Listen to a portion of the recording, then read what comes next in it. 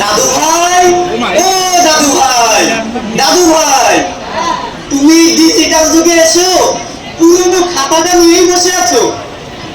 দাদু ভাই, এখন তো সব হিসাব পেয়ে রাখা হয়। এটা শুধু হিসাবের খাতা নয় রে দাদু ভাই, এটা হলো হাল খাতা।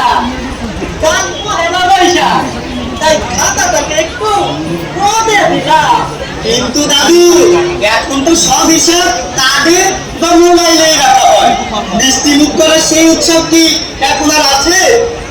হয়তো রূপ কমেছে, কিন্তু প্ল্যানটাতে এখন আগে বৈশাখের সকালে যোগাযোগ খাতার গন্ধে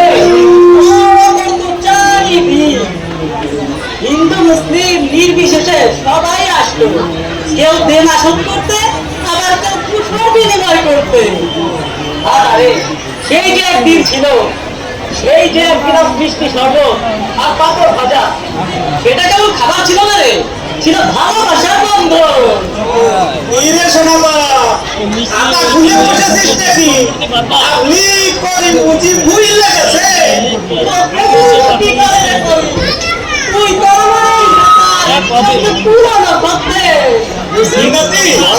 আমাদের সময় বৈশাখ ছিল মিলন উৎসব, ছিল না তো, ওটা ছিল একে অপরের পাশে দাঁড়ানো। এই যে লাল খাতাটা দেখছিস, এই তো হইল বিয়াদের শিকড়ের খাট।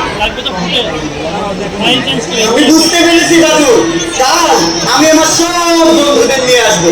ডিজিটাল যুগের পাশাপাশি হাল খাতার এই উৎসবকে আমরা পালন করবো। ঠিক বলেছিস।